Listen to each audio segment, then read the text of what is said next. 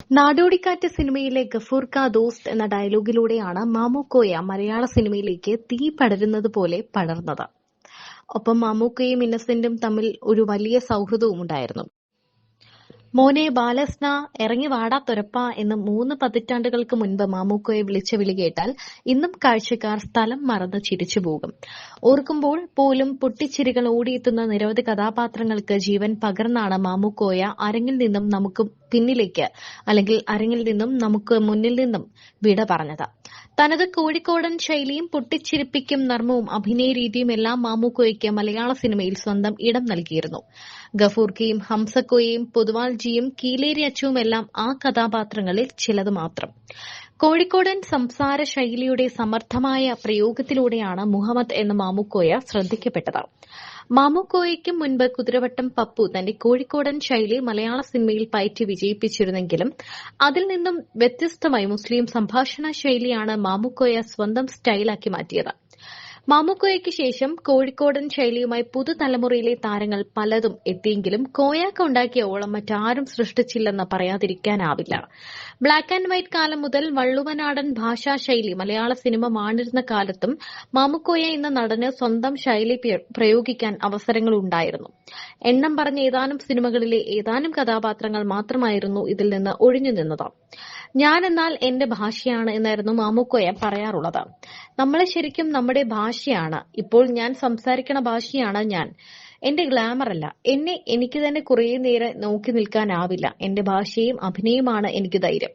പച്ചവെള്ളം പോലെ ഒഴുകണ ഈ ഭാഷ, അത് നിങ്ങൾ കേട്ടിരിക്കും. നമ്മുടെ ദേശം നമ്മുടെ ഭാഷയാണ്.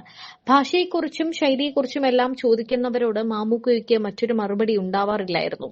അഭിനയത്തോളം തന്നെ ഭാഷയും കൂടിയാണ് മാമുക്കോയുടെ ഹൈലൈറ്റ് എന്നതിൽ കാഴ്ചക്കാർക്കും തർക്കമില്ല. അഭിനയിച്ച 400-ലധികം സിനിമകളിലും തന്റേതായ കയ്യൊപ്പ് പതിപ്പിച്ചിരുന്നു അദ്ദേഹം. മരിക്കുന്നതിന് മുൻപുള്ള അവസാന ഇന്റർവ്യൂവിൽ മാമുക്കോയ പറഞ്ഞ കാര്യങ്ങൾ ആരും ശ്രദ്ധിച്ചിട്ടില്ല. എന്നാൽ ഇപ്പോൾ ആ കാര്യങ്ങളൊക്കെ വീണ്ടും ചർച്ചയാവുകയാണ്. നാടോടിക്കാറ്റിലെ ഗഫൂറിന്റെ തട്ടിപ്പോർത്താൽ മലയാളിക്ക് ഇന്നും ചിരി നിറയും. പട്ടണപ്രവേശത്തിലൂടെ ഗഫൂർ 2ാം വരവും നടത്തിയിരുന്നു. ദൂരെ ദൂരെ ഒരു കൂട് കൂട്ടാം എന്ന ചിത്രത്തിലെ അറബി മാഷ്, ശ്രീധരന്റെ 1ാം തിരുമുറിവിലെ ശോകഗായകൻ, മെക്കാനിക്ക്, നാൽക്കവലിയിലെ പോലീസുകാരൻ, വരവേൽപ്പിലെ ക്ലീനർ, വടക്കുനോക്കി യന്ത്രത്തിലെ ഫോട്ടോഗ്രാഫർ, പൊന്മുട്ടയിടുന്ന താറാവിലെ ചായക്കടക്കാരൻ തുടങ്ങിയവയെല്ലാം മാമുക്കോയെ ഓർക്കുമ്പോൾ മനസ്സിൽ ആദ്യമെത്തുന്ന കഥാപാത്രങ്ങളാണ്. ആർക്കും അനുകരിക്കാൻ കഴിയാത്ത ശൈലിയിലാണല്ലോ താങ്കളുടേത് എന്ന ഒരു അഭിമുഖ ചോദ്യത്തിന് ഞാൻ അഭിനയിക്കുന്നതിലും അധികം പെരുമാറുന്നതിലാണ് ശ്രദ്ധിക്കുന്നത് എന്നായിരുന്നു മാമുക്കോയ പറഞ്ഞത്. ചെയ്യുന്ന കഥാപാത്രങ്ങളിലെല്ലാം എന്റേതായ ശൈലി ഉണ്ടാവും. സിനിമയ്ക്ക് വേണ്ടി പ്രത്യേകം അഭിനയിക്കാറില്ല. ക്യാമറ വെക്കുന്നതുകൊണ്ട് അത് സിനിമയാവുന്നു എന്നേയുള്ളൂ. കോമഡിക്ക് വേണ്ടി ഇതുവരെയും അഭിനയിച്ചിട്ടില്ല. ചെയ്യുന്നത് കാഴ്ചക്കാർക്ക് കോമഡിയായി തോന്നുന്നുവെന്നേ ഉള്ളൂവെന്നും അദ്ദേഹം പറയുകയുണ്ടായി. അതുതന്നെയായിരുന്നു മാമുക്കോയുടെ സ്വന്തം സ്റ്റൈലും. കോഴിക്കോട്ടും ബേപ്പൂരും കല്ലായിയിലും സമീപ പ്രദേശങ്ങളിലുമായിരുന്നു മാമുക്കോയുടെ കുട്ടിക്കാലവും യൗവനവുമെല്ലാം. കോഴിക്കോട് നിന്ന് മലയാള സിനിമയിലേക്ക് അദ്ദേഹത്തിനൊപ്പം ആ ഭാഷയും സഞ്ചരിച്ചു. മാമുക്കോയ്ക്കൊപ്പം ആ ഭാഷയും വളർന്നു. സിനിമാ ജീവിതത്തിൽ എത്ര കാതങ്ങൾ താണ്ടിയിട്ടും നാടിനെയോ ഭാഷയോ അദ്ദേഹം മാറ്റി നിർത്തിയിരുന്നില്ല. സിനിമ സിനിമയാണ്, എന്റെ ജീവിതം ഈ നാടും നാട്ടുകാരുമാണ്.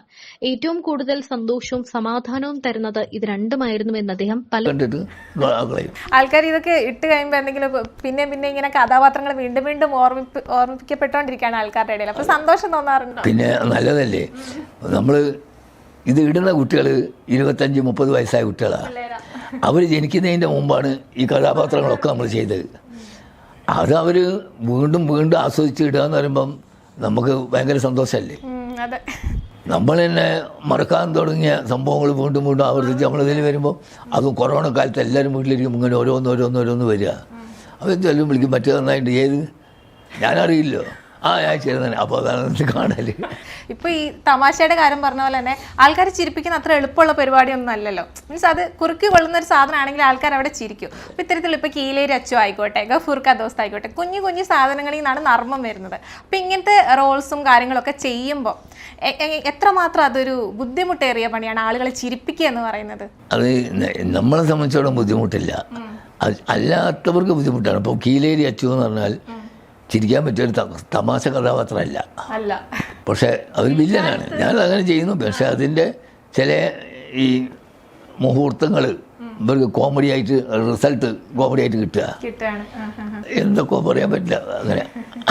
നമുക്കറിയാം ട്രോളന്മാരും എല്ലാവരും എടുത്ത് ആഘോഷിക്കുന്ന കുറേ അധികം നല്ല കഥാപാത്രങ്ങളുണ്ട് സാറിൻ്റെ. അപ്പോൾ അതിൽ നിന്നൊക്കെ സെലക്റ്റഡ് ആയിട്ടുള്ള ഒരു 2-3 ഡയലോഗ് ഞാൻ പറയും. അപ്പോൾ ആ സിനിമയുമായിട്ട് റിലേറ്റഡ് ആയിട്ടുള്ള ഏറ്റവും നല്ലൊരു ഓർമ്മ നമ്മളായിട്ട് ഇപ്പോൾ പങ്കുവെക്കുന്നതായിരിക്കും. ആദ്യത്തേത്, മാണ്ട തരൂല തരൂല മാണ്ട. മാണ്ട തരൂല എന്ന് പറയുന്നത് ആട് 2-ലെ ഒരു ഡയലോഗാണ്.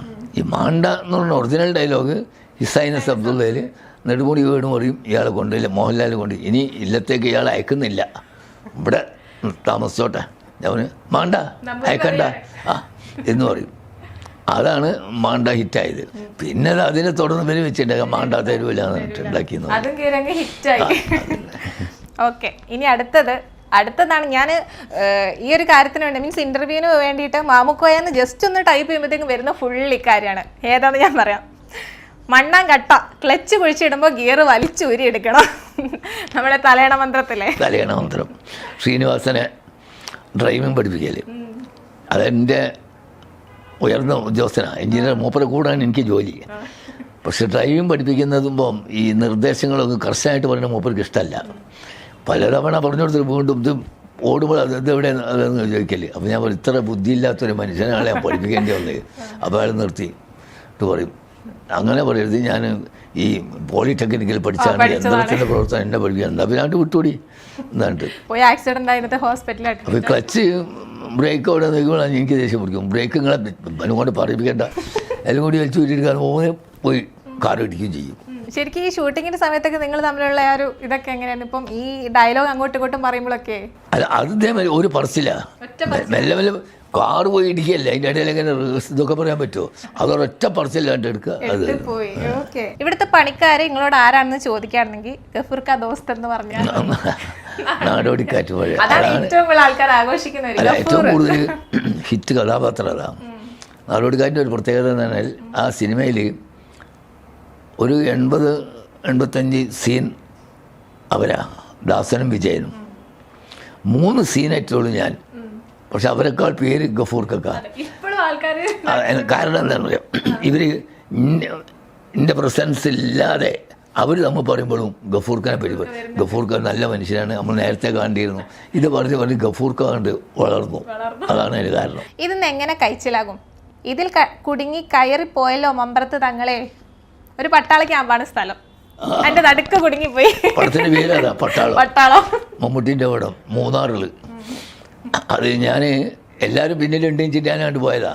തിരിഞ്ഞൊക്കെ ആരുമില്ല, ഞാൻ ഒറ്റയ്ക്ക് പോയി. അതിൽ പിടിച്ച് കുടുങ്ങിപ്പോയി. അതിന് മമ്പറത്തങ്ങളൊക്കെ സാറിന്റെ കയ്യിൽ നിന്ന് ഇട്ടതാണോ അതോ ഡയലോഗ് ഇങ്ങനെ തന്നെ? അല്ലല്ല, ഇങ്ങനത്തെ കുടുങ്ങുന്ന സമയത്ത് ഇവിടെ എല്ലാവരും വേണം സംഭവമാണ് മമ്പറത്തെ തങ്ങളെ എന്നുള്ളത്. അപ്പൊ അത് അങ്ങനെ കിട്ടതാണ്. അടിപൊളി. ഇത്രയും നേരം ഞാൻ വെറുതെ ഇരുന്നിട്ട് നിങ്ങളൊക്കെ ചെയ്തു കൂട്ടിയല്ലോ, ബാക്കി ഞാൻ ചെയ്തോളാം. സിനിമ ശരിക്ക് ഞാൻ ശാരീരികമായിട്ട് ഓക്കെ അല്ല, കുറച്ച് ചെറിയ പ്രയാസം അസുഖമൊക്കെ ഉള്ള സമയത്താണ്. പൃഥ്വിരാജ് വിളിച്ചു സംഭവമൊക്കെ പറഞ്ഞു. അവിടെ എത്തിയപ്പോൾ എന്നോട് പറഞ്ഞു, നിങ്ങളാണ് ഈ പടത്തിൻ്റെ നായകൻ, ഹീറോ. ഇതുകൊണ്ട് അങ്ങനെ